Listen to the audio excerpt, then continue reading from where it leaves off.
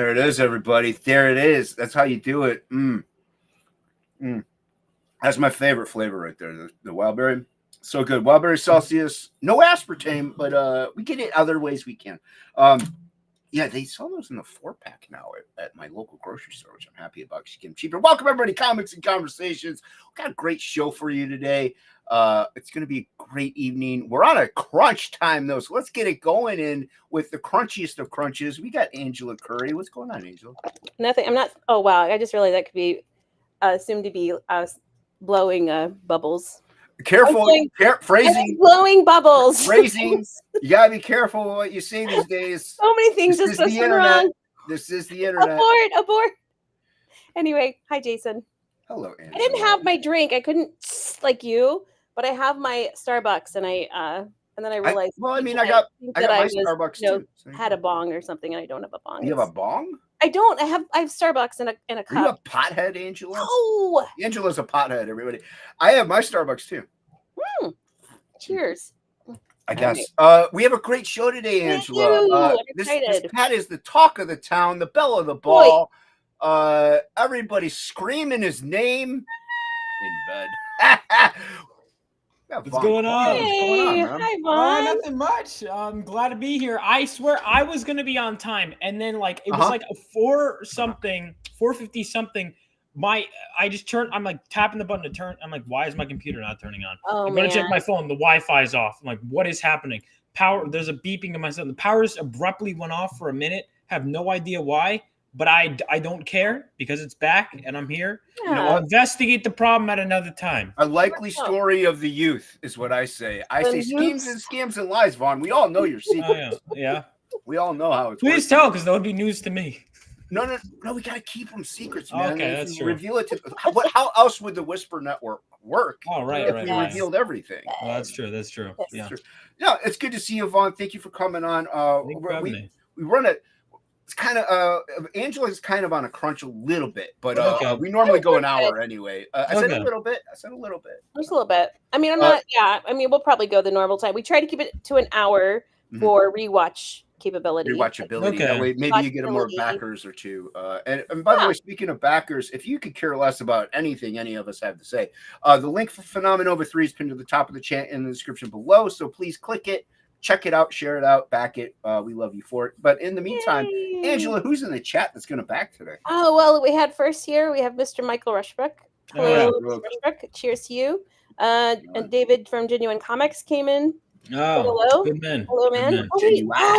Aboob Dan was actually first. I take that back. So he said hello to all that, but that comment did not get carried over. So if you're listening, first in the chat, first in our hearts. Yes. And also, Plagle, please stop talking in Jonestown. It's bothering me. Oh, no.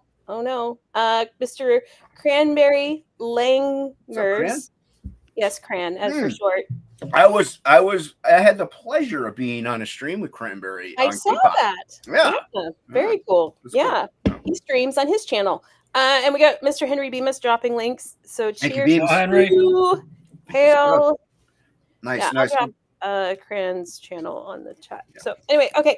Yeah, so thank you everybody for coming in. Really appreciate it. So Vaughn, you've been around the scene a couple days. So what got you like I know a lot of your influences and such like that, but for those of out there who aren't privy, what got you into comics? What was like? Because it's not a very common thing to get. Especially not my generation, dude. Especially not your generation. So, do you remember your first comic?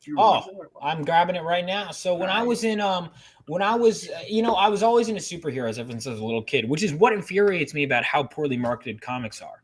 I should have been the easiest grab. Yes. Right. The reason I wasn't was because, all right, so it was in comic shops. Why would I go to a comic shop if I'm not looking for comics? You have to be into them beforehand to walk into a comic shop. It's like if you don't walk into a clothes store unless you're looking for clothes. Also it's called a comic shop, not pop culture shop. Right. So, yeah. So I remember the Justice League show on TV when I was little, the Sam Raimi Spider-Man movies, X-Men, a lot of that stuff. And but I would kind of like bit by bit kind of get closer to the comics. Like then I'd you know, it would evolve a couple steps, then a couple steps. And I came with the idea that became my comic was a movie idea I had when I was in second grade. But it wasn't until like, it was like 2011 and it was like the perfect storm happened. It was like, I was starting this new school and I get back to my first day at this new school and they're starting reruns of Batman, the animated series. And they play one episode every weekday.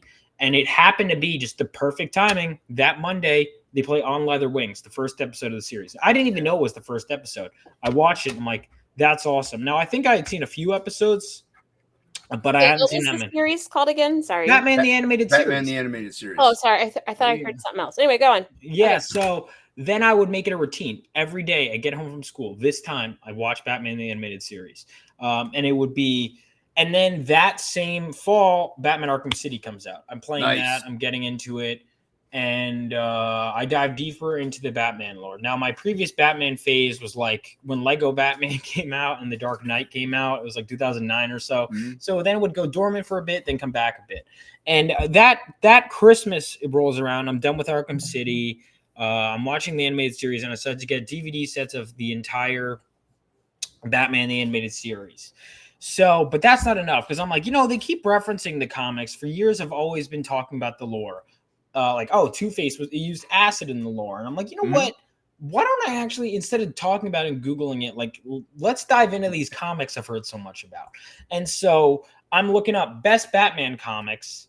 Well, they didn't have it at my school. I'd watch after my school. But I finally Googled best Batman comics for like, and one of the ones that I decide on is Batman Hush. So that was the first comic I ever read, Batman Hush. I still have it. It's still beat up. I got Jeff Loeb to draw like years down the line. I got him to draw. Nice. You know, and it was first of all like so I just plowed through it. I loved it, and then I would Google like most famous Batman stories, and there was The Long Halloween, you know, Batman Year One, and I would just kind of go into it. Dark Knight didn't pop up. Dark Knight did. I didn't read it right away because it looked weird to me when I was just getting in. I was like, "Wow, it's the last Batman story." Understandably so. Yeah. I love it. I love Dark Knight Returns, but no, it would pop up. The animated movie I remember watched a bunch of times before I even read the comic. Right, which it's I pretty loved. close adaptation. Yeah, yeah. There were a few lines I was like, "Oh, no wonder that got cut."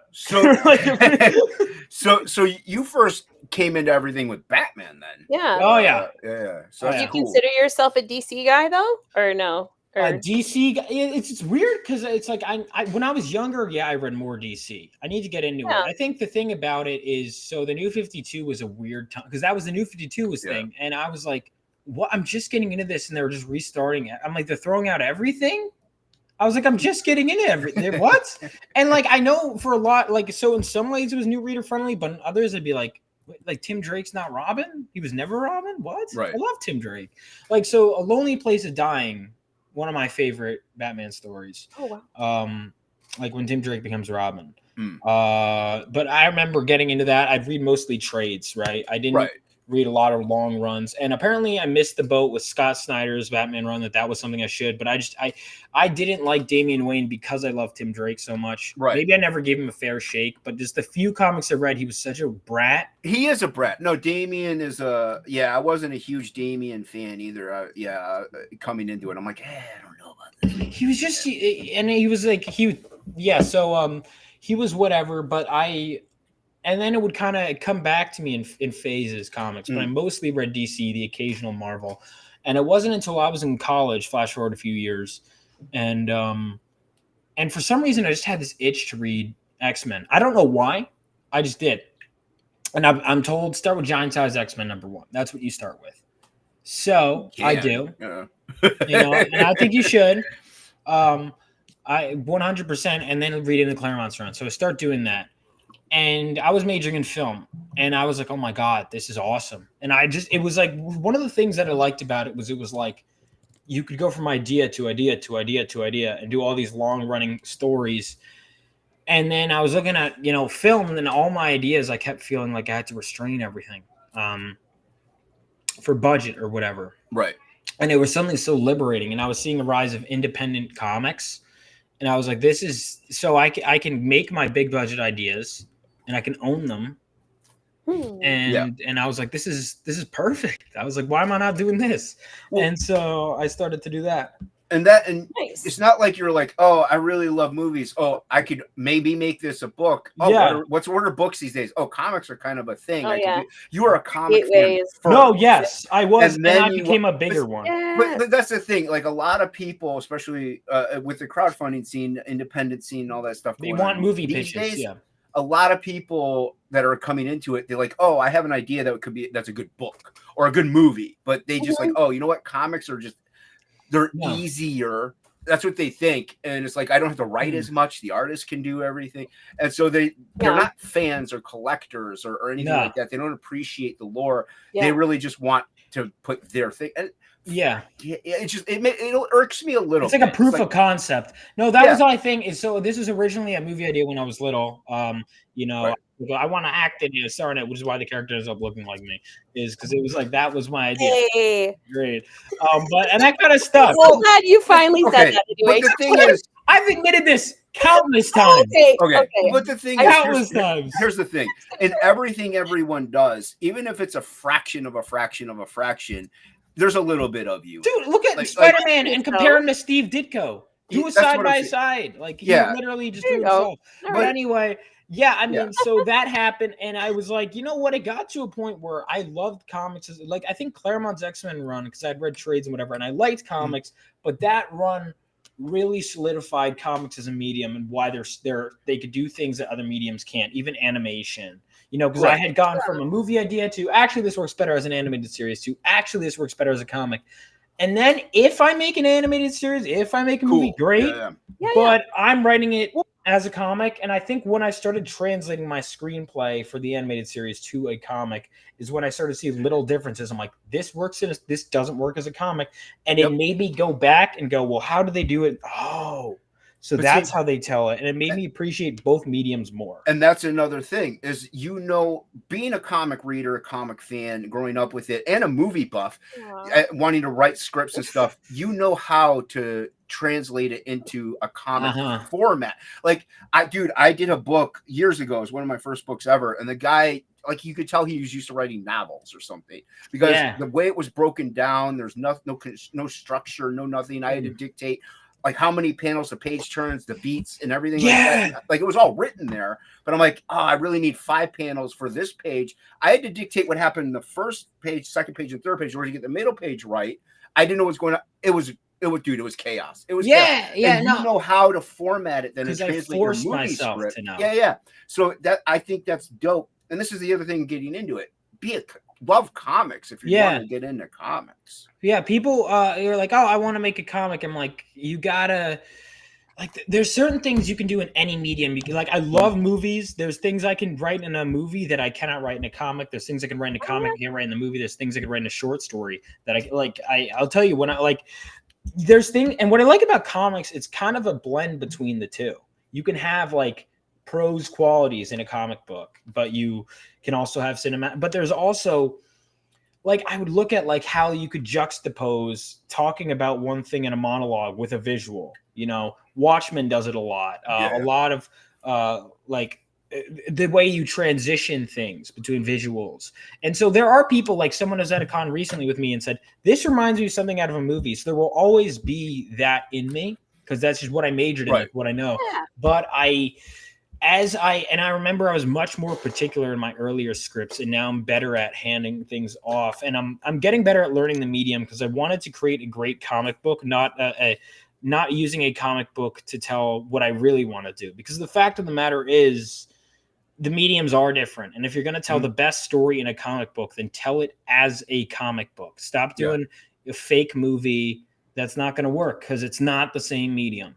Yeah, it's not. It's a different monster. There's a lot of love in the chat right now for Vaughn. He says, I appreciate Vaughn's love of comics, so I'm no longer going to make fun of him for liking Cypher. You know what's funny? Says, we need more comic enthusiasts like Vaughn. I agree. I've been trying to get my friend group to read comics for years. Well, go on. Go ahead. No, go ahead. What? No, ODF.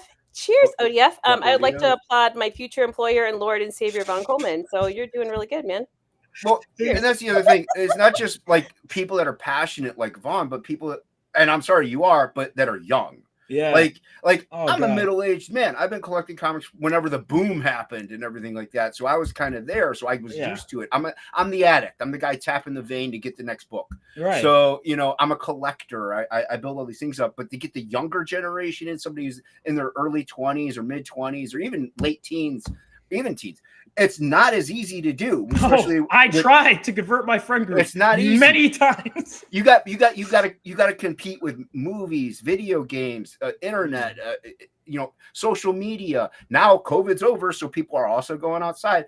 So there's so much you got to compete with now compared to in the past that it's a harder thing to break into and to have people like it really is. Corinne says movies and shows wouldn't be able to do comic stuff well, especially like X-Men are more action heavy because it costs a ton in production with special effects. I'll give you an example of a story I love that would never, in my opinion, work as a movie. At least they would have to heavily change it.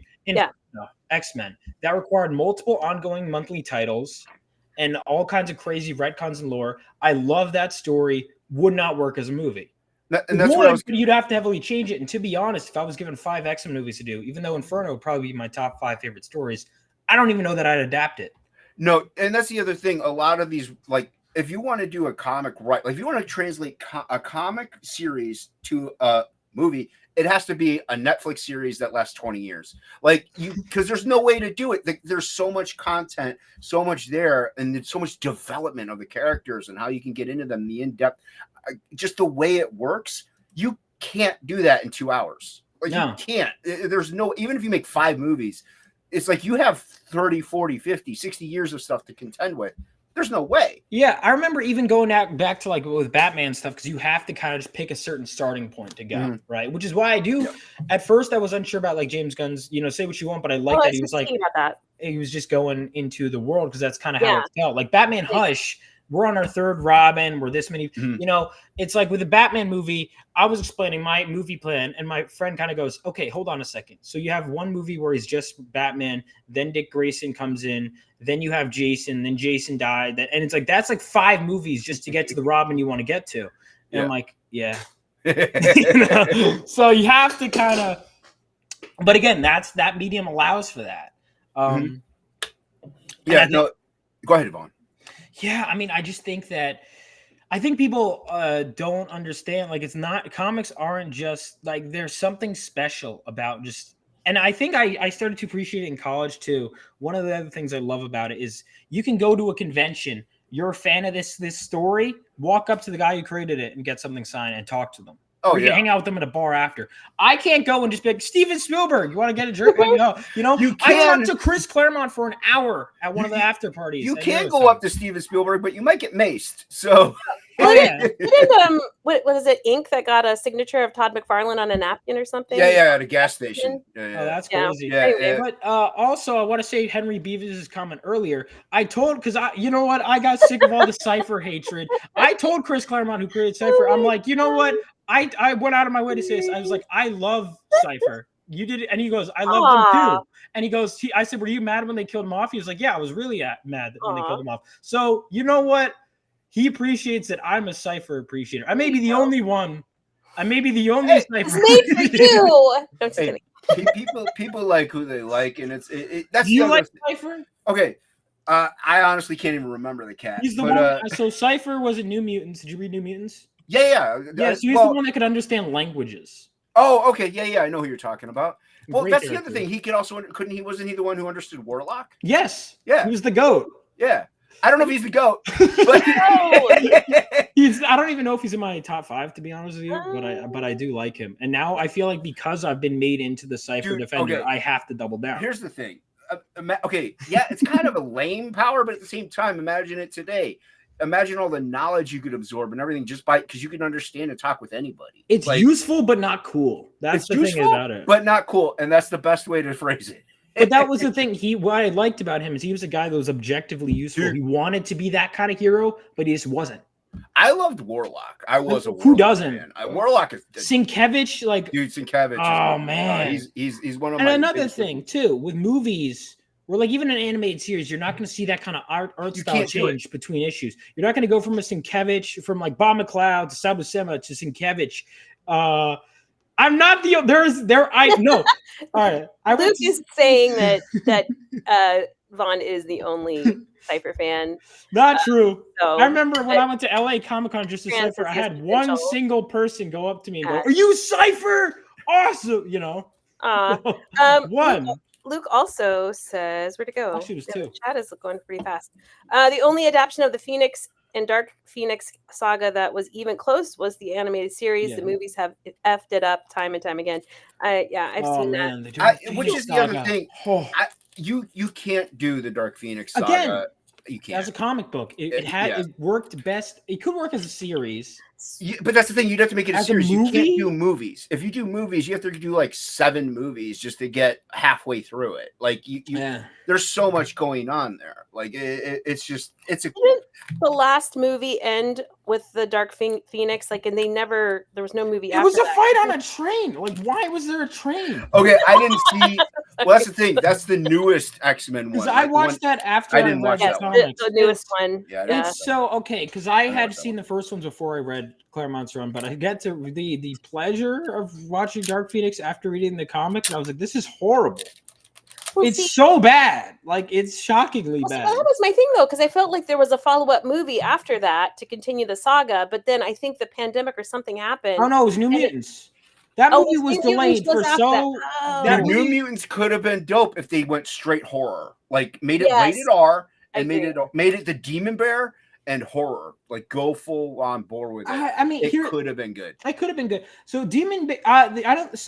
that movie was delayed so long that I went from not knowing anything about it when the trailer dropped to by the time the pandemic happened. Around that time is when I started reading. It was like right before the pandemic is when I started reading Claremont's X-Men run, and then around that time, you know. Man, so much hate. Now I want to learn about Cypher. Yeah, Cypher's the GOAT. He's the GOAT. Rushbrook says, I just looked up Cypher. Yeah, I think you're the only fan, but that makes you all right, well, you got to read the comics. Because so if I had Googled Cypher, I would have been with you. But because I had no idea who he was, and then I read all he grows on you. Because at first, like, okay, this guy, like, why is this guy here? He grows on you.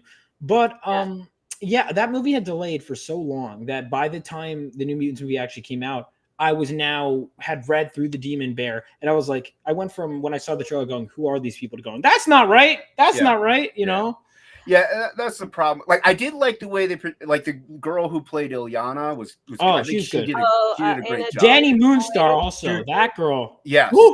But I'm a big Magic fan. I love Magic, and I thought she did a good job. I was like, that's who should always play Magic from here on out. She did great. The girl who played Danny Moonstar was great. Yeah. Too. Yeah. I thought the cast was mostly good. Sunspot was miscast, though. Yes, Sunspot was like I said, every time, though, something was about to happen that was like kind of like that just raw element of it, they leaned back and they was like, they stepped back, and I was like, no, you were there. You were so close. And it was a letdown. It was a letdown. But Luke no, like what? No, Luke is saying the long-term series is the only way to accomplish any of the stories of X-Men. And probably kind of along with what you said regarding Netflix, like you were saying, like a 20 whatever series. I don't know. You said it earlier, Jason. I don't remember. Well, but that's what we're getting at is like, you can do, like, obviously you can make. Here's my other issue is that's why I love Sin City movie. It's beat for beat, panel for panel from the book. A lot of these things, they want to change things up, and I'm not too upset about some changes, but when you totally wipe the slate and make a new continuity, you're not going to get people into reading any books. They're not going to investigate anything, because when they do, they're going to come back like, this isn't what happened there. Yeah. I don't get what's going on. So comics, it's hard to get people to read them and like them. Like you're younger, but I have young nephews that are 16 to 25. They could care less about comic books. They don't care what I do. They have no interest in it. And it's just hard, even though they love superheroes, they love the games, they love the manga, the animes, everything like that, could care less about a comic book. They don't even bother. I got a slew of books everywhere. They can just pick up and read at any point in time. And it's not the reading thing. They love to read. They like novels. They love the Lord of the Rings and stuff like that. They've read all these fantasy books. They don't care about comic books, though, and it's the weirdest thing. It's like there's a stigma, dude. I'm telling you, there is. I'll tell you, because I go to cons and people are like, I don't read comic books. No, thank you. But I've never heard someone say that. The closest I can come to is anime. I don't like anime, but like normally you have people go. I've never heard someone go, I don't watch movies. Like maybe once or twice. But Right. they're not like against. Like there's like a stigma of like I won't even start. Like, Yeah. and Yeah. it's like, dude. Or they'll look at it, and you know what I think? I was boiling it down to something. I was thinking about like when I grew up, we had required reading of books in school. We had movies we watched for class. I think it's instilled in us from a young age. When were you ever assigned to read a comic book in class? And you should be, I think. Then the common argument I heard against it from a teacher was they go, well, the only ones that are academic are mature ones like Watchmen. I'm like, who determines what's academic? Most of the comics are made for kids. And not only that, okay, if I were to hit thousands. Let's say the academic ones for the adults, fine. But okay, if I give a 6-year-old or somebody in 1st, 2nd grade a Spider-Man book from the 80s, they're now getting, yes, the words, the dialogues, the script, but they're getting pictures, they're getting visuals. They're like, like they're getting the visual artistic side of things. And maybe they're gonna want, dude, art. When you work in the art field, whether it be the visuals, the written, the musical, it enhances and expands your intelligence. It just does. It helps you grow as a person.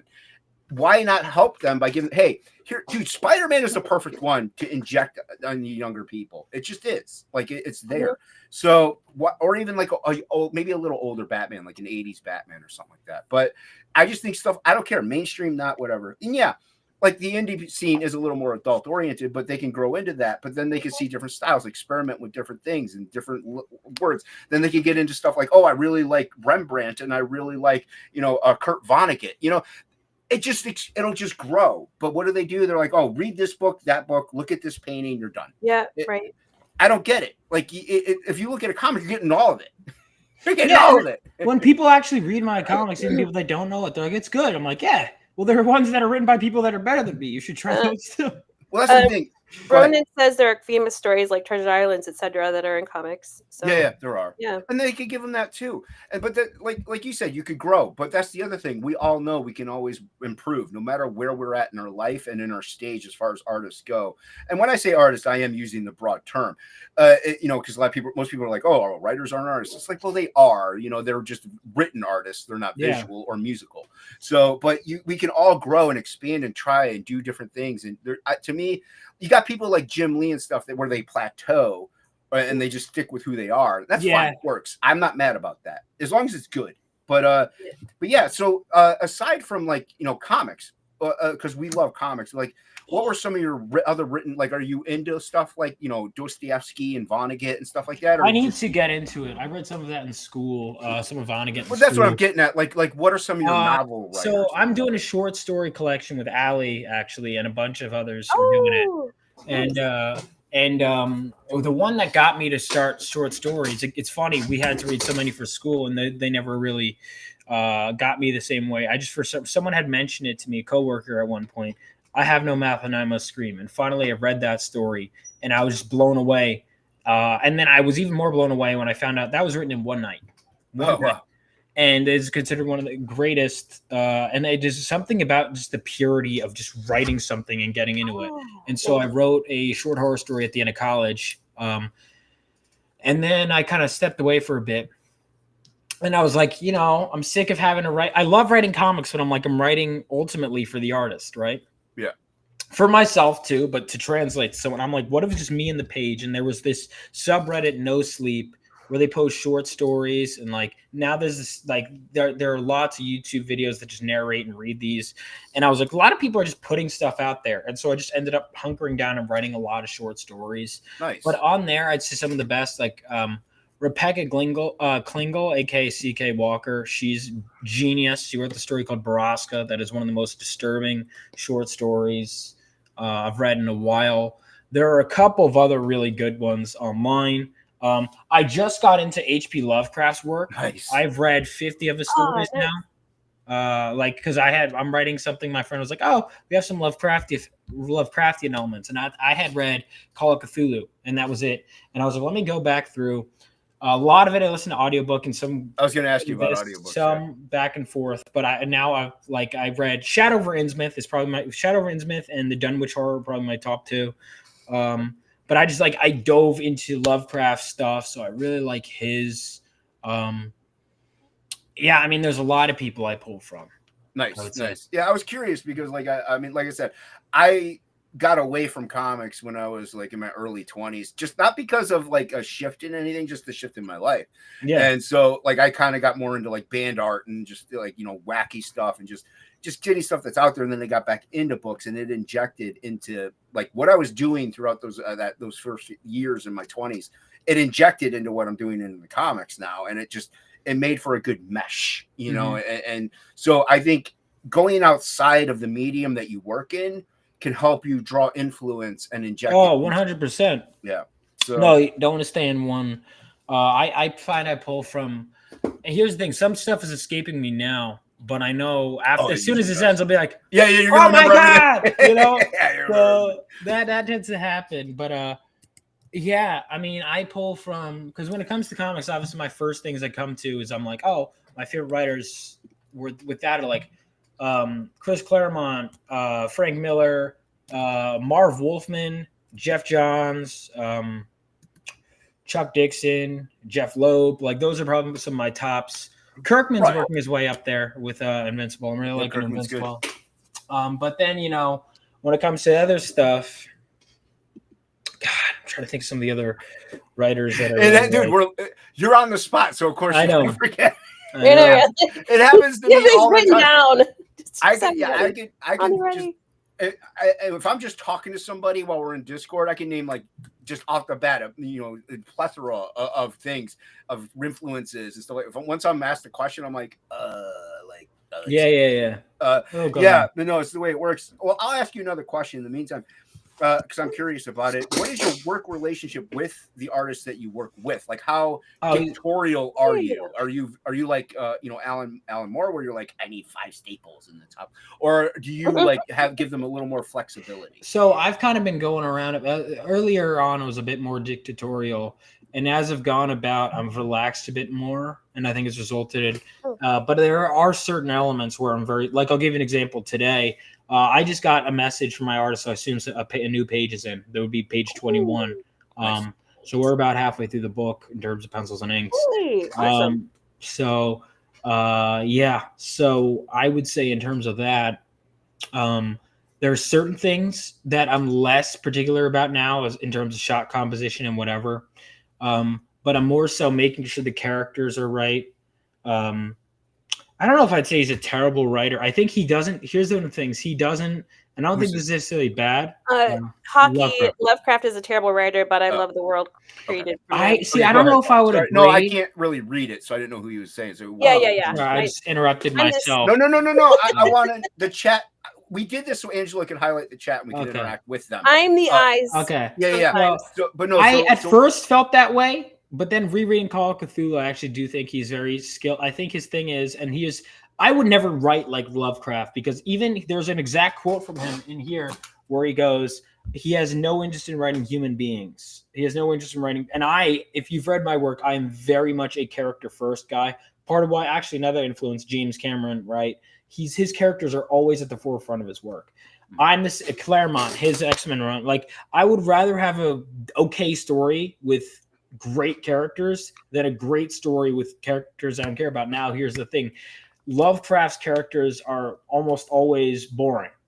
But the thing is, they're a lens to explore something more interesting. So I get it.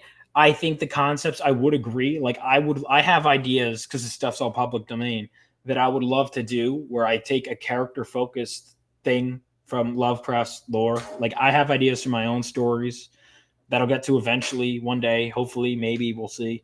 But yeah, so sorry, back to my artist. Hey, dude, I like knowing things like this. So Yeah. So he was an interesting thing because I kind of with you in some ways where it's like I would never write like him, but that's kind of part of why I like because I'm like his stuff shouldn't work to me. Yeah, because he goes against my rules, you know. But it is good to see things like that, read things like that. That like I would never do this, but I kind of like it. His dialogue, he doesn't know how people talk. Yeah, I think he didn't leave his house. Yeah, Leverage Those are doesn't how do people that like. dialogue very well, but the stories themselves are great. That's what Luke says. But yeah, Yeah. Cool. I think he's good at like slow unraveling of things. Now, sometimes he goes on, and I'm like, dude, why are we describing this building for like 5 pages? Like, get to the point. Like, Yeah. And sometimes his storytelling is, I think, one of the perfect encapsulations of his storytelling is at the Mountains of Madness, which is both brilliant and stupid at the same time. It's brilliant for the lore and everything. But have you guys, either you know, at the Mountains of Madness? I haven't delved into it yet. All right. I have the So, audiobooks. they And come- it's a- I'm listening to a bunch of Yeah. different ones right now. So listen to the BBC one. I recommend it.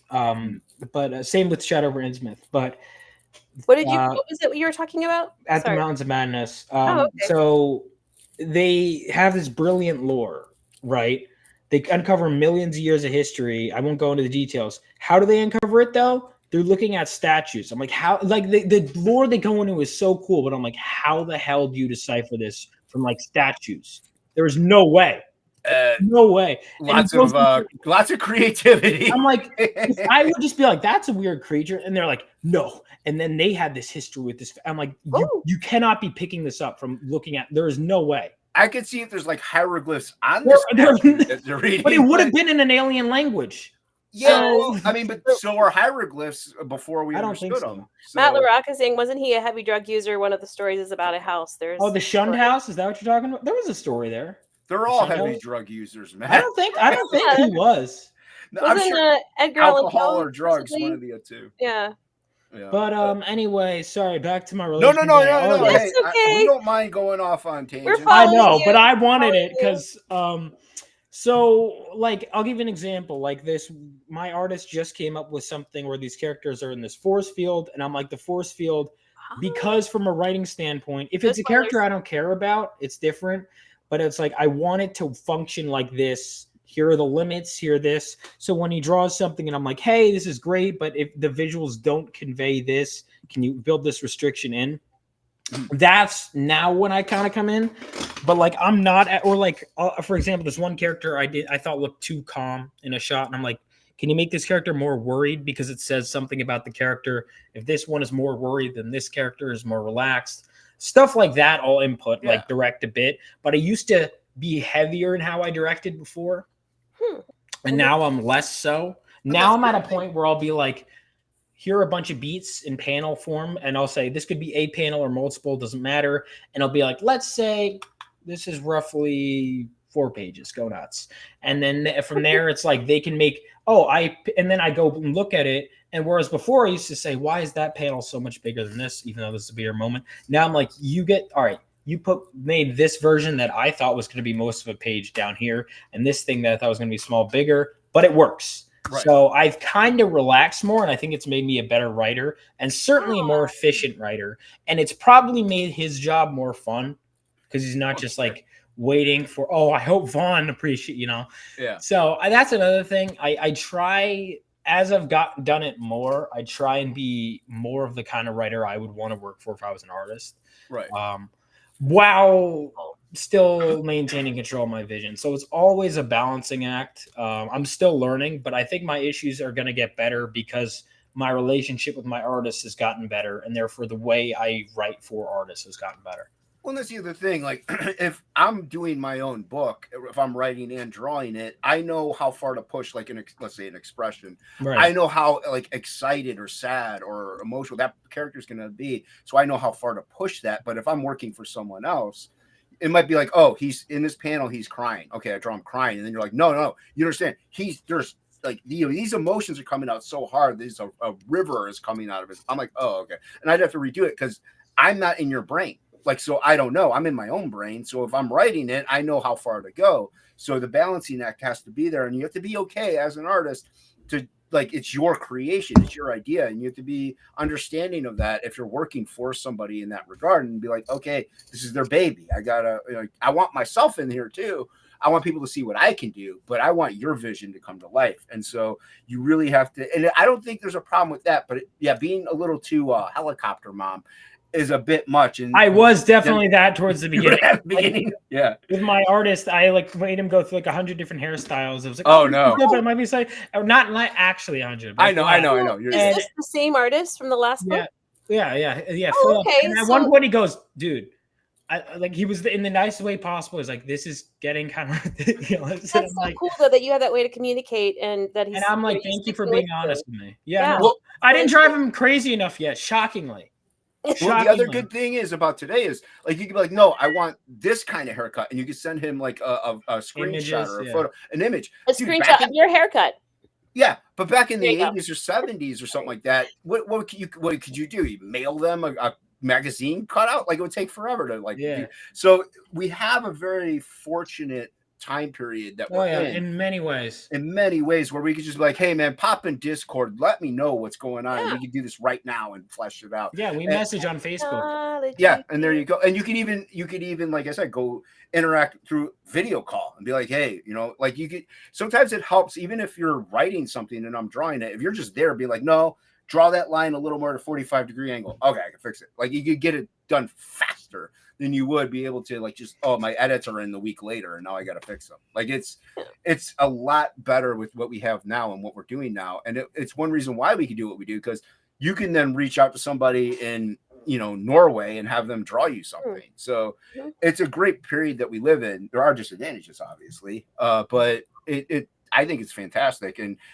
I do agree, though. You kind of have to be flexible. So far, I've been fortunate. I just work pretty much for myself. I mean, I work with ink, but we pretty much have the same brain. So I'm very fortunate in that regard, where I haven't had to like get that way, but I don't mind doing it. I've had to make some changes at times with other things, but yeah, it's important. So your working relationship with your artist and it's been the same artist throughout the whole series? Yeah, Philip, it's been the same artist. Yeah, I mean, obviously, like for trading cards and variant covers, it changes. But Philip has been the same artist. Now, my colorist changed for issue 2 because it was a deadline thing. Like he was busy during. I was like, I want issue 2 to be colored by this point, so I had him hop off for a bit. Had someone else who did a great job, and then I was back. But all 3 covers, it's the same colorist. And all 3, like, so in issue 1 and 3 have the same colorist. Issue 2 had a different colorist. Nice. And speaking of colorists, we call ourselves Phenomenova.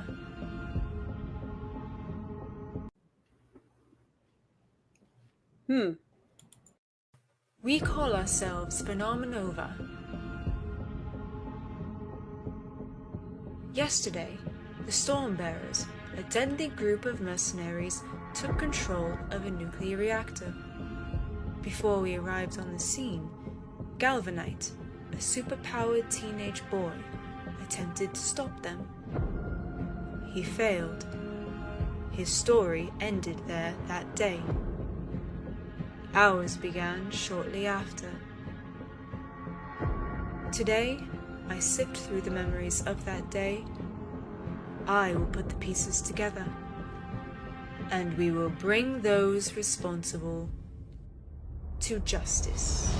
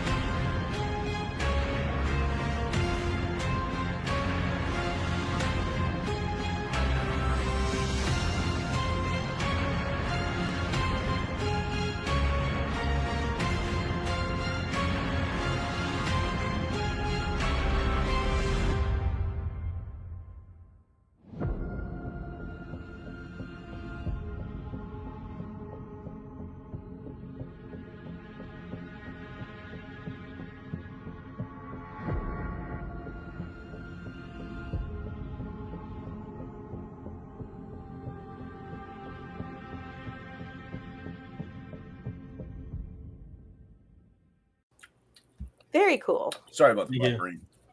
It's all good. Who did the video? So that would be I did the video. Nice. Good job, Yeah. man. So the girl who did the voice for Estrella is actually she's I should have put her name in the trailer. Her name is Fania Sasano, but she is actually the girl Estrella. Character Estrella was actually physically in some ways inspired by her. So she also did acting, and I had her do a couple accents because the character is Italian, but she can absorb information. She speaks fluently, and sometimes if you learn to speak English like from a young age, because you can learn it. And I'm like, well, if you're European, it would probably be a British accent instead of an American. Probably, yeah. And we ultimately came down to what sounded best, and that sounded best. No, it sounds good. I like it. It's a good trailer. So give us the rundown, Vaughn. What is Phenomenova? So Phenomenova is the name of the team that is finally debuting in issue 3. But it basically the first 2 issues we had our character named Galvanite. So context: Phenomenova is set 20 years after World War III and follows the son of a veteran who is struck by lightning while holding a mysterious crystal, and he gets lightning powers and super speed. So now, using those powers, he tries to stop a heist in a nuclear reactor in her first issue. Doesn't work out in his favor. We're seeing him begin his training with the intent of him joining the team. Now, the person training him is one of the veteran superheroes who fought during the war. And now we're seeing this team in all of its glory. It's kind of a mix of a flashback issue and not. So in issue 2, we have this character named Estrella, the first member of the title team that we meet. She's a detective who can absorb memories through physical contact, through psychometry. And so she is a detective as well as a member of the team. And so we're seeing her kind of reliving her memories, her personal memories with the team that took place earlier, like a few days earlier, as well as, a day earlier, as well as how the villains got into the reactor. What were they stealing? How did we get to where we are now? And it's kind of piecing together the fragments that happened with Miles that we saw in the first issue where he rushed in with no context and kind of figuring things out. So we're getting some answers. We're introduced to the title team and figuring out, as well as the villain team, and really figuring out what happened while showing some cool action. So it's my best issue yet, I feel, as a writer. I think also my artist, probably his best work yet too. I mean, he is killing it. Yep. And again, we're introducing the title team, so a lot of first appearances in this issue. So I'm excited for this one, and I think you guys will be too. A lot of people are excited for this one. So let me ask you this. The crystal, does that play more of a role into the series as it goes, or is it just that one little thing? Well, so in issue 1, he is struck by lightning while holding it, and it absorbs into him, like trying to change his form with the lightning and bonds with him. So the crystal no longer exists in a way. But as to the we'll see about the crystal. Right now, there's so many moving parts. Like we don't have the way the story's going. But especially if it's important to the fans, like I do have an explanation up here. I would think people would want to know about it because all of a sudden, like it absorbs into them. But where did it come from? What was it? That's there's a lot of questions that I what I try to do is have questions like that there that I can answer later on, and it helps you with other stories further down the road as well. Yeah, I do that. Try and do that without making it feel like you're getting an incomplete mess. Right. I think a lot of people don't ride that line enough where it's like, oh, here's a lot of mysteries. And it's like, okay, but I don't care about any characters. That's something a lot of things don't do these days anymore anyway, also, is callbacks. Like they show a thing, they do a thing, they don't explain upon it, and then it's gone. Yeah. Like there's no, but if it's like 5 issues later, you're like, hey guys, remember that crystal from issue 1? Like it's longer. Callback. I mean, dude, look at how many issues of buildup. Like Claremont, as he went on, he would call back to stuff like 50 issues earlier. Yeah. Hey, remember this? Remember that? Yeah. Awesome One is asking, is this story like RE0? I've never seen it. It's an anime. I just Googled it just to make sure it was something. Yeah, I've heard of it, but I can't say if it is. I don't know. I mean, it's the accident, and they vary. Is that a narwhal cover. Yeah, it is. And also, you could buy the original artwork on there. In fact, I have it. Oh, sorry. I know we're not going over stuff, but I noticed the Well, art. I was like, that's so narwhal. Yeah. Sorry, Hairburn. That was what I Excuse used me. as a thumbnail, but Original Yeah. is available. And also, fun fact, he drew the cover on the back of an unused Vatican City page. So you have to get two Nice. pieces of artwork. Wow. I love it when Wow. artists do that. I love it when artists do that. Like Nice. It was I a do- surprise. He didn't tell me that. I flipped it. That's I'm so like, cool. dude. I'm like, did you send me a Vatican City page too? He's like, oh no, that was just a. I'm like, so I'm almost afraid to part Happy ways with it, but I am running a business here. Yeah.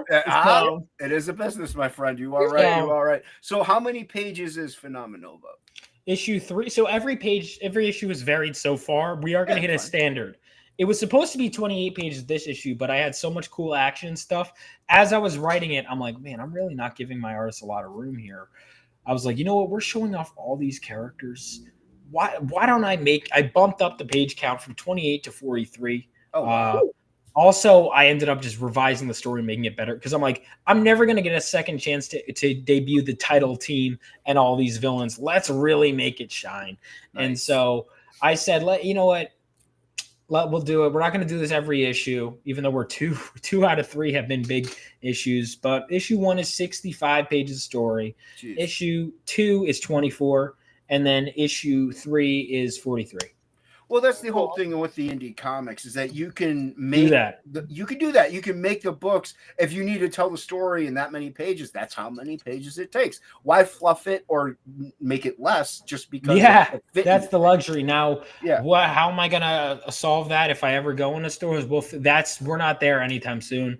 I don't think. I think So- you can manage. Well, the other way is I like the issue 2 is 24, so you're kind of in the That good one, there. that's the safe. That's the good. That's boy. a safe one. But like the other ones, you can maybe even expound upon it, just make more page count, more action scenes, and maybe even that way. Or you're a writer, you've been to school, you know how to cut things. Maybe you can edit things down Yeah. and constrain. There was a it. point where issue 1 was like 3 issues, and then when I said to make it 1, I condensed it, and I went okay.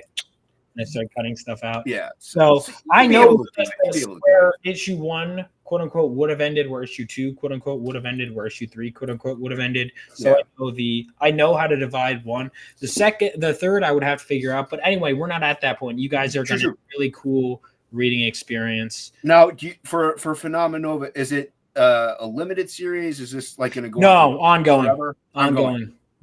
Now, Nice. when you work, do you have like a Bible that you're going off of, or do you the end of the whole kit and caboodle of it, or you just keep going until you're like, I'm out of stories, and then you're gonna kill everybody? Is that me or him? Is the power monster? The power gods have struck him Power down monster. The electricity got him. right whenever we were about to get to the good. Oh my tits. gosh! Yep. Now you got to back it to find out because we You may got to not back it know. to find out. Nobody will ever know now. Now you got to back it. I need everybody in chat to back it. Get Vaughn his power back on. He's Come on, Vaughn. I believe in you. no, it's done. He's over with. Oh no! That's it. No more Vaughn Coleman. This is so, and the way it like his expression. I mean, we're ending it here. I mean, it's almost kind of like, please back my book. Oh shoot, he did See leave. what you did? Don't Darn do that. it! I did See it. what happens when you hit buttons? I You're supposed know to hit the chat button. Now this is all. Hold on. Let me go back over that here. facial expression though. You have to like it's the dogs and Where stuff. were we? We're not here. What was the layout that it was in? Angela? This is why we can't have that. No. Right here. No, because that's overlaying us. It wasn't like that before. Okay. I'm This is why. I don't like this one. We can't have nice things. Don't like this All right, one. that's fine. We're over here. All right, we're over here There now, we go. everybody. Yeah, we're not supposed to be. Angela screwed everything up. I did. Got Vaughn's It's all my power to fault. go out. It's all Angela's fault. It's all my fault. I'm And great. you know what? You know what they could do to make up for your mistakes, Angela? They could Yes. back Phenomenova. Please 3. back this book because I could back screwed it. up. No, it looks dope. We'll go over the tiers real quick, even though Vaughn's I not did. here. I did. It's fine. And I had a question for him too, and I'm kind of sad. What was your question? I want to know. what it was. Well, hopefully he'll come back and I'll ask if. Hark. I believe that might be him. That's probably him. But what was your question? I'll ask him when he comes back. I want to know what it was. So ask me now. No, because it's like not relevant to anything we're talking about. That's why I want. He's coming. Yeah, he's coming back in. All right. But that someone should take a picture of that face and like those No, the no, don't sad, do that to poor no the sad Vaughn. dogs and it's like No. give them a home. It's like back this guy's book, like he's sad. Don't do that to poor Vaughn Yeah. Coleman. He's an innocent little lad. Yeah, I froze in my cold heart. You did. So- And with your witch, we all know you're a witch because you're a I'm woman. not a witch. That's the rumors I've heard. No, So, I'm hey, not a witch. Angela, I'm there's nothing wrong with witches. I patient. like Damn witches. it. Their witches are fun. I'm not a witch. Hey, other people, I'm not naming who, have This is said it. unbelievable. I don't know who said it, but I've heard it. Unbelievable. I don't know what stream. I don't know what's worse, me being like pregnant or me being a witch. I can't decide right now. Why aren't you both? Well, you're not pregnant anymore. You gave That's a away your little- kids. For charity? Yeah, that's what I do with kids. I give them away for charity. I'm like, yeah, I don't need this thing. Take it. Oh my god, Good. it's so funny. But no, Oh. yeah, please check out Vaughn's coming back in, and we're gonna Yeah. go over the tiers when he does. But Angela will also ask her question, although she's got 4 minutes. I'm not in there again. It's fine. I You told have 4 minutes. No, you have 4 minutes. I said until at least halfway in, which generally is when we end. So that's why I figured we would all be fine. Halfway in would have been a half hour ago. Oh my gosh. No, halfway over. Chat. She said, did she not just say halfway in? I meant halfway what you into meant the to what time. you said, or We two generally totally go an different hour. So I meant things. If like you're lucky. oh, I know. Dan, Jason, what are you doing to your guests? It's my fault, Dan. Yeah, Plague Gold. Why are you Where playing? have you with me, Plague been? Gold? Congratulations on your virgin child. Oh my gosh. Angela is Mhm, a mhm, witch mhm. pregnant with no aunt. Oh my gosh, Yep. you guys are awful people. What are you talking about? The chat is not awful. Don't I say am that an about the chat. angel. I have a little hummingbird as my little Hummingbirds I are not know, it's the angels, sweetest Angela. They're thing. tiny little dinosaurs that want No. to kill things. Jesus, it's Ronan. They're Making those feeding bells off in of your it. fragrance, man. I Yeah. gave them to away for charity. Awesome one. You guys There are you go. Everyone go. fine. There you go. Now you know the That was most story interesting. We of both Angela's starting- children. Spread it around in the other chats. Okay, I have a question for Vaughn when he comes back. I'll ask you a couple questions. Maybe we'll ask him. Oh, well, real quick, Jeremy Ice and Fire says he's going to start comic book stuff back, and he says that Oh. he's gonna have you guys on. So Oh, that's dude, not thanks, related, man. Vaughn. No, So, but yeah, I figured. You wanted to know that. Crackhead, thank you. I am gonna call you Crackhead. I won't do it on your show. Don't worry about it. But that's Larry Crackhead. Don't let him fool you. Yeah, All yeah. right? He's trying to trick Once people a with this Lord crackhead, of Ice always and a Fire crackhead. stuff, which I'm glad he got his channel. But Is he trying to get in? I didn't hear a boop. Did you? Oh, Hear there a boop? was a big. You had a boop. Did you hear a boop? Not Is a he boop. there? I meant I heard your phone did a thing. No, he said he's coming back in a second. I'm Oh. imagining he's got to get stuff set up. Okay, really quick. Hey, have you ever seen the show Prisoners of Gravity? Negative. Okay. How about have you ever read Harlan Ellison's Mephisto? Oh, He's I'm gonna back. add He's him. back. You want to You're add him? adding him? I'll add him. Dude, I'm so my power went off. I'm sorry Of again. course it did. It's so bad. It's okay. Vaughn, we all know Angela struck your power down. We all know it. Is We've been that talking about it. better? I had to switch floors because they're like, "Oh, the power is Oh. back in part, not in your room." That's I'm like, weird. I'm doing an interview in my room, so I don't. If I sound like crap, No, I'm away It's from okay. my mic. you sound fine. You sound really fine. Yep. All right. Oh, you like it like that better. Okay. Yeah, you All can right, see. cool. I don't We like it over yeah. So Angela had a What are we question talking for as you. about? we were no, this isn't related to the thing. So let's talk about the book. Let's talk about the campaign. Wait a minute, you were I dying to lost ask Vaughn this question, and now you're not I going to will ask I him. missed some him. serious lore in those. I 2 lost the minutes. chat. You lost so much lore in those 2 minutes, Vaughn. It's crazy. There It's it crazy. is. You don't want to know the lore. You want to know Well, all of you- it. So you- Vaughn, go back and you rewatch it. won You're gonna Anyway, wanna so hear you it. might as well tell me. No, I'll you be got to the watch it. You got to give me the watch hours. in the pale moonlight. No, Okay, no. go ahead. Let's go over the tiers. We're gonna go over the tiers, Vaughn, and because Jason is a blind artist, you have to help him out by telling me Yes. what the tiers are. So, what's his first tier here, Vaughn? All right, so physical catch up. So if you have not read Phenomenova issues 1 and 2, and you want them to arrive all of it together and save on shipping, that is fine. Then you got issues 1, 2, and 3 main cover. Simple. Nice. I like the price point too. That's a really good price point. Yeah. You got a great price point here for all this content, dude. Because I know, here's the thing: once I get you in, you're gonna keep giving me money. I like that. Cool. I like that pitch. That's nice. That's confidence and yeah. So you have a digital tier here. Always good for our international backers. Oh yeah, digital's important. You know, getting it in as many hands as accessible as possible. So we were like, I can't afford Phenomenova. You can afford to pay $5. Yeah, Or- that's like that's half a Big Mac. Or you can just Global Comics. Now Global Comics gets it after backers, but if you have a subscription there, either way, you can get Phenomenova. You know, Nice. Yeah, so you have then the Phenomenal digital catch up. Nice. I like that. Good price point there. And then now we have the regular just a physical copy of the main cover. Nice. $15 for all those pages. Good price point. Fully colored book. Yeah. You're getting a huge amount of content here at a good cost. Especially in today's time, the economy isn't the best. So it's good that the price point is at what it's at. So I like it. Yeah. Nice. Good job there. And then you have the variant covers. Who's this one? so that is of our character Vivacity. So that was one of the first characters designed. Actually, the girl who did that cover, she was originally going to be my artist, and then she had to drop out. But she designed this character, so we kept my artist and I. Philip, I gave him the chance to basically redesign most characters, and we both agreed Vivacity's design was great. We were going to keep it. And I was like, hey, now that she's making her first appearance, and now that she had some stuff cleared off in her life, she was like, I was like, do you want to do a cover of this character? She said, yes. And nice. she did. And we're probably going to do more work with the character together. We might do a prequel origin book with her. Nice. Very cool. So, and then what we got here? Estrella cover. So my buddy Bobby did the back covers for issues 1 and 2. He also designed the Rebel Oasis logo and the corner box art. He decided he wanted to do a front cover this time, and we ended up keeping it black and white, but he went nuts. Estrella is becoming an artist favorite very quickly, a writer. Like, so many people love her. I think she has a lot of solo potential, but also a lot of just as a character. I really like her a lot, and so we wanted to go with this cover, and we decided to keep it a virgin black and white cover. Nice. I like black and white. Then you have this guy here. What's this one?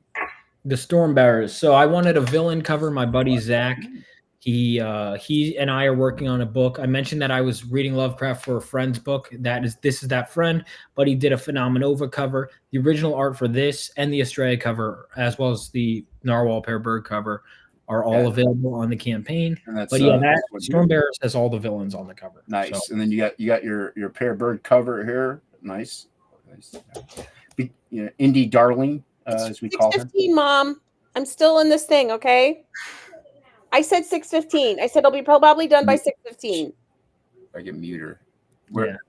I can't mute her. I don't know how. Was I talking? Did you hear me? Yeah, you weren't muted. Dang it. That's so embarrassing. Hi, guys. I talk to my mother when we're live all the time. Don't worry I hit the wrong mute button. Never mind. There's only one mute button, Angela. I know. Well, anyway, go on. No, Angela. I talk to my mom all the time when I'm live. Yay, I know. So you got the Per Bird cover. You got what is this one? All three. Oh, so all three covers of issue 3. Well, all 6. Here's the thing: there was a 48-hour cover. There's always a 24-hour trading card, so that's incentive to back early. But there's also was a 48-hour cover this time. So the only way to get that 48-hour cover, if you missed it, is if you get all 6 variant covers for issue 3. Otherwise, it's not. And that one will not be on Fund My Comic or anything else. So nice. Yeah, we'll talk about that in a second here because I'm curious about that. So you have all issues, number 3 covers. There you go, plus a mini print. Yeah, there's 2 mini prints, but I decided it's easier because they are add-ons. You can get them with anything, but I was like, some people don't scroll that and they just go to everything. So I'm like, might as well make an everything tier with actually everything instead of just having them go. No, you didn't. That's a good idea. You know, I was like, yeah. Were you going to say something, Angela? Nope. Okay. No, that's a good idea. I do believe you should, because some people do like a custom tier and they just like, that's it. They're good. They don't know. So, yeah, you can catch up every combination. Catch up plus everything.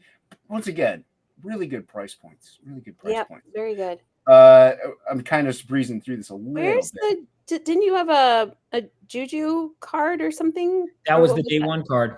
That was day 1 card. Okay. Yeah. You that was very missed cool. out. I saw that in the trailer and Yeah, that's really Yep. good. I like that a lot. Retailer tier, always a good thing. Always a good thing. You want to get the retailer tier. What comes in with that? Because this looks like different stuff. Mhm. What comes with the retailer perk? Well, that is, you have to verify that you're a retailer to get this deal. You don't all get this deal, but you get 5. I put 5 of each issue. Oh, wow. Nice, man. Oh, very Now, obviously, if you want different amounts, put my email in the retailer tier. So go ahead and email me if you're a retailer. Yeah. You're like, yeah, I want 10 of each cover. I want 3 of each cover. You know, I can work with you. I'd love to get my book in shops. So that is a good way to get them in shops, actually. Look at all the stuff you get here. Everything tier. Tell me about it. So you get issues 1 and 2 main cover. If you want any of the variant covers, there you can get the Rini cover from issue 1 on this campaign. That's going to be much higher in price. But there's not a lot of them left. Actually, I just sold 3 yesterday at a con. So the variant covers are always hard to get. Yeah, no, Michael, I'm gonna get to that. Don't worry about it. So everything tier, you get all 6 issue 3 covers. You get the main cover of issue 1, issue 2. Now all variant covers are always limited. So whatever is left over will be sold at a higher price at a convention, whatever is left over from the printer. And it's going to be a limited amount printed. So nice. And then you have original art for sale. Yeah, so Bobby did the back covers, like I said, for the first 2 issues. If you want the back cover for issue 2, it's there. If you want the art for Zach's Stormbearer covers, cover there. It's good price. There's the VIP tier is 5 of everything, which includes the day 1 trading card and the stretch goals. So if that's extra incentive for stretch goals, you know. So if we and we'll get into what the stretch goals are in a bit. Yeah. Then we got Bobby's Estrella cover. It's $500 for his original art on that.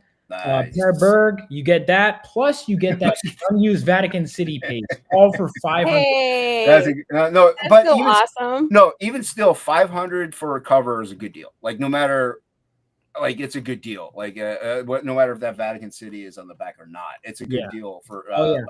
I had already Narwhal art. Yeah, decided that price point, and then I saw that. I'm like, no, yeah. So you know what? No, I'm still going to keep it at that because you're going to want it. It's a good price. It's a great price point. It really is.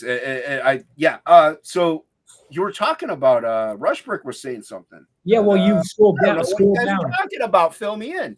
Well, scroll down. Scroll down. I want to. Say when. Is that far enough?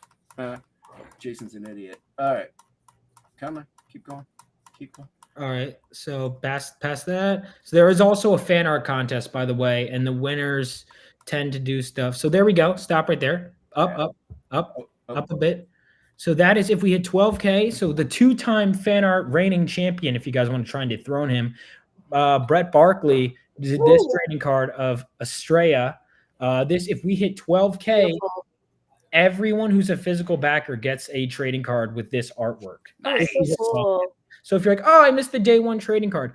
Well, you know, look, maybe I'll do a second printing down the line, but not anytime soon. But this trading card you can get is within your grasp. We are like almost at 9,000. Yeah. If we hit 12K, everyone gets this. Nice. Now, if we hit 20K, everyone gets this art by Michael Rushbrook. This trading card. That's cool. I love that one. Yeah. So they're both dope. Yeah. You would, again, when you back, you're also helping each other out. Every little bit goes towards making good stuff for you guys and also towards the next book. So the faster turnaround time. Yeah. Brett and I'm going to keep working with Brett. I've had him do a few things and I'm going to have him do more in the future. So when you enter my fan art contest, there's positive results and I'm also keeping an eye on you. Future talent. Awesome. Dope. These are dope. Everybody get them to, you know what? Get them to 500K is what I say. Yeah, that's what I'm saying. You know, let's get money in hand so we can make more cool stuff. Oh yeah. You know, without a doubt. So no, the book looks dope. The campaign is dope. It's a passion project of yours, and not only that, you love it. You love doing comics. You love comics. You love what you do, and you're passionate. And that's what we love here at Unhinged Entertainment. So everybody, please click the link in the top of the chat and description below. Check out Phenomenova 3. Share it out if you can't get it now. Share it on your social media platform. Get the word out there, because without your word and our help, nobody sees it, and we need more eyes on campaigns and cool stuff is what we need. Yeah. And Yes. you had a question. Oh, I did have a question. Do you still eat Magic Spoon cereal? No, I haven't in a while. That's good. You shouldn't. You Why? should try 3 Wishes is way better. What's wrong with Magic Spoon? Now I'm curious. Magic Spoon gets stuck in your teeth. It's so They good. floss, Angela. 3 Spoon or 3 Wishes does not. It's a They really make- good. They It's a make floss. better. It's bad. Like it's like so bad that it does. I don't know. Maybe it's me, but maybe Vaughn has better teeth than my teeth. I have really good teeth. So I don't know. 3 Wishes. Yeah, check I've it never out. heard of anything you guys are talking about right I know. Yeah. It doesn't have aspartame in it. That's probably why. Yeah, because you But, guys should eat aspartame. Somebody asked earlier, have you ever do you remember the show Prisoners of Gravity? Never. Let's see. Prisoners of Gravity. I've never heard of it. I've never heard That was asked earlier on, and I just Canadian. Ugh. Canadian. we love our Canada Oh, yeah, friends. for you, Back Canada. Phenomena over 3. Come on. Okay, I mean, there's that one. if you back Phenomena over, then you're a good Canadian. That's what I'll say. There you go. There you go. And then Luke asked also, have you ever heard of the book Mephisto and Onyx by Harlan Ellison? No, I'm gonna look into it. There you go. Okay, there you go. All right. Nice. No, But thank anyway, you, yeah. but yeah. So that being said, Angela, are there any more questions in the chat? Do you have any more questions? For Vaughn? I don't have any. Nope, I don't see any. Is that whose comment is that? Oh, whoops, that's the one. Sorry, I forgot to hide it. Get him out of here. We don't care about him. Vaughn, I have one last question for you. If you could have any superpower, what would it be? Yay. Well, that's why I made the character I did when I came up with it. Kind of. Well, all right. I'm trying to think because I'm sure there are more intellectual answers, but I'm going to go with the one I've been writing with since I was in 2nd grade because I'm just used to it. But yeah, I would say super speed and electricity because that's what I gave Galvanite, my main character. I'm going to stick with it. There you go. Hey, why Very not? Why nice. not? And stick with what works, and not only that, that's your character. Yeah. So Right on. yeah, Rock with that. I like it. I love it. I live it. Angela, thank you so much for co-hosting and doing everything on this crunch time. Hey, I tried. Yeah, thank you to for the chat. Yeah, Everybody glad you got to check join out- us, Vaughn. This was fun. Yeah, check out Phenomenova, everybody. Please get it to $600 million. Jason needs to know your stylist, Vaughn. That's what Awesome One says. But What? Ignore him. Vaughn, thank you for coming on. I really appreciate it. Hopefully, we'll get you a back or 2 down the road. Yeah. Oh, I do have actually. I know I had one last question. This is the last question. Are you doing the other crowdfunding platforms? Yes, I will be on Fund My Comic. I don't know about Indiegogo because it's basically the same audience for the most part. And so I'll tell you part of why I'm a bit soured on Indiegogo is because I held a 60-day campaign, just barely scraped by to 500 when I launched my Indiegogo, and was like I was still getting more backers on FMC than on Indiegogo by a lot, and I was like, why am I on Indiegogo? And it seems like there's not a lot of people that are exclusive to Indiegogo, and so maybe at some point. Okay. But all right. So what broke me was I took 60 days to get to 500 while the other platforms I was doing fine on. Right. And then that weekend after I closed that out, I go to a convention and I make more than that in like at a 1-day show. And I'm like, okay, look at how much effort I put into this Indiegogo, and everyone was backing the Fund My Comic or the Kickstarter instead of the Indiegogo. Right. Because I was like, I don't know. So yeah. I mean, hey, I say go where the money is and go where you can make it. So I can make it everywhere, but I'm just like, no. But that's the whole thing. Like, if it's not worth your time as far as what you're getting in, then don't do it. Like, you know what I mean? Like, I'm not brand loyal, man. So I go. Hey, if I like Diet Pepsi, I like Diet Pepsi. If you got Diet Coke, I'll drink it. But the way I see it, make money where you can. Go where what works for you. So I was curious about that. FMC for sure. Okay, nice. There you go, everybody. So if you, because real quick, like Kickstarter, there are things that I don't like it comes out later. You got to do the backer kit. I don't like I like it when it comes out right away, and I don't have to worry about anything. So there are pros and cons to everything. So thank you, everybody. Once again, I'm trying to wrap this up quick because Angela's got to go. Oh no, I don't. Yeah. Anyway, shut up, sorry. Angela. You got to go. Okay. So Vaughn, once again, Okay, thank you so thanks much for for coming being on. here. I got to hit a button. Goodbye, Chocolate Mousse. I'll never forget you.